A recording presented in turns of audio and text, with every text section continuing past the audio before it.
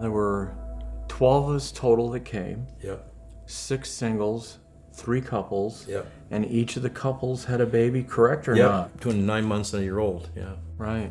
All of us were in our 20s. Yep. I thought we would probably be in Michigan maybe 3 to 5 years, and then Right. Scotland or Germany. Germany or something. I mean, I remember Dave Bovenmeyer had asked us. Dave was one of the pastors in the Church of Ames. Correct. And they asked, would we be interested in joining that team?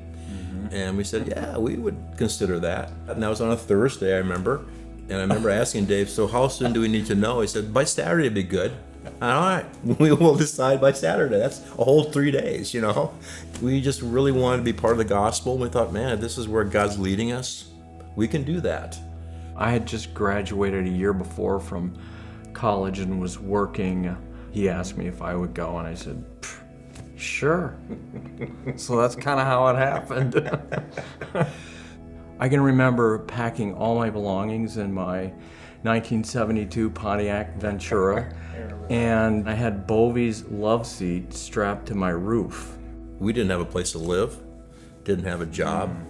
All that we had in the back of my pickup, and whatever didn't fit, we just left behind. You know, I'm not sure I'd recommend anybody else doing it that way, but we were young and excited, and that's what we did, and you know, God provided.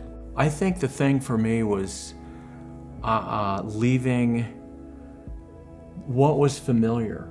I mean, there was a sense of loss of leaving family and the closeness of friends, the closeness of a big church where everything was easy. But there was also this sense of adventure and excitement and, oh my gosh, what's gonna happen, you know? Right. And we were young enough where, whatever, this is just crazy, let's go do it.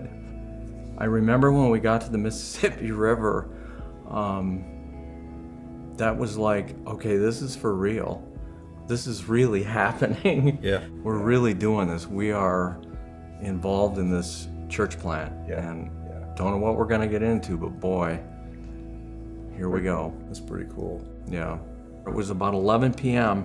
when we rolled into East Lansing that evening, and the next morning we went out on the campus of Michigan State, and we literally started the very first day talking to people who would ever listen to us about the gospel as we were, you know, walking along the shores of the Red Cedar, and it was just this amazing, huge, big campus, beautiful place. I think back, it's incredible where, you know, he used broken people like us. All of us came, none of us were paid to be on mission. We all had to go get jobs, and we did all the outreach and everything, you know, evenings, weekends, that kind of a thing. So we measured success more in getting the gospel out. I think you're right, Steve. We just wanted to be part of that process of sharing the gospel, realize that if we do that, God's going to work, and that's kind of how we knew Christianity. I mean, it's foolishness to those who don't have Christ, but that's God's method to use His word to change people and change culture and change the world. I feel very fortunate to be involved in a church that remains consistent in those things. I'm just kind of blown away to think that from the very humble beginnings, you know, what's going to happen.